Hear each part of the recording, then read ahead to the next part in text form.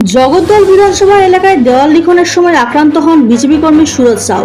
অভিযোগ, ভাটপাড়া পৌরসভার 35 নম্বর ওয়ার্ডে শনিবার রাতে কিছু দুষ্কৃতী তাকে মারধর করে। গুরুতর আহত অবস্থায় তাকে ভাটপাড়া রাজ্য সাধারণ হাসপাতালে ভর্তি করা হয়। ঘটনার খবর পেয়ে হাসপাতালে পৌঁছান বিজেপি প্রার্থী ডক্টর রাজেশ কুমার। তিনি অভিযোগ করেন, বিজেপির দলীয় কাজে বারবার বাধা দেওয়া হচ্ছে এবং বিষয়টি পুলিশ কমিশন এবং নির্বাচন কমিশনকে জানানো হয়েছে। ঘটনায় কেন্দ্র করে এলাকায় উত্তেজনা ছড়িয়েছে। ব্যুরো রিপোর্ট, বাংলা কণ্ঠ। আমি 1200 মাঠ কাছে বসেছিলাম। আমি তো পার্টি করি না, আমি শুধু বিজেপি একটু রং করেছিলাম, ওই জন্য আমাকে মেরেছে। কারা মেরেছে? ওই নাম ডোমা আছে, মুন্না আছে, ওরা আমাকে ট্রেনে নিয়ে গিয়ে আমাকে মেরেছে। আমি কোই পার্টি করি না, কিন্তু আমাকে ট্রেনে নিয়ে গিয়ে মেরেছে। বলছে তুই বিজেপি কেন করছিস? এটা তো আমার দায়িত্ব, আমার ইচ্ছা, আমি কোই পার্টি করতে পারি। হ্যাঁ, তোমার তো জিজ্ঞেস করতে হবে না আমাকে। আমার যা ইচ্ছা করলাম, শুধু রং করলাম, ওই জন্য আমাকে তো মারলো।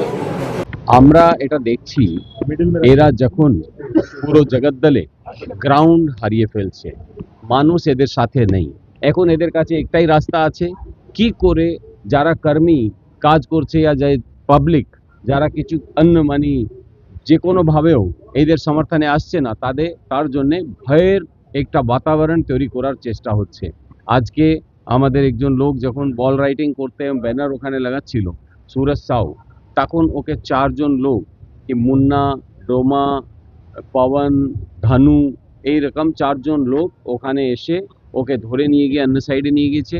ওর যে গলায় গামছা ছিল, ও গামছা দিয়ে ওকে স্ট্র্যাঙ্গুলেট করে মারার চেষ্টা করেছে। ও বাচ্চার দাদি ওখানে পৌঁছে ওকে হাত জোড় করে যে কোনোভাবে ছাড়িয়েছে, আদারওয়াইজ ওকে ওরা মার্ডারই করে দিত। এবং তারপরে ছেড়ে ওখান থেকে গিয়েছে। আমি পুলিশকেও ফোন করলাম, ওনাকে জানিয়েছি। সত্যতা আছে কিনা আমি জানি না। ইলেকশন কমিশন প্রশাসন চালাচ্ছে, যদি ঘটনা ঘটে থাকে পুলিশ পদক্ষেপ নেবে। এখন তো প্রশাসন ইলেকশন কমিশনের আন্ডারে। আমার মনে হয় নিশ্চিত পরাজয়ের মুখে দাঁড়িয়ে এইসব অভিযোগ তুলছে, অজুহাত। এইসব অজুহাত না তুললে প্রাসঙ্গিকতা থাকবে কি করে? সঙ্গে তো একটা লোকও নেই। মানুষ বয়কট করেছে বিজেপিকে।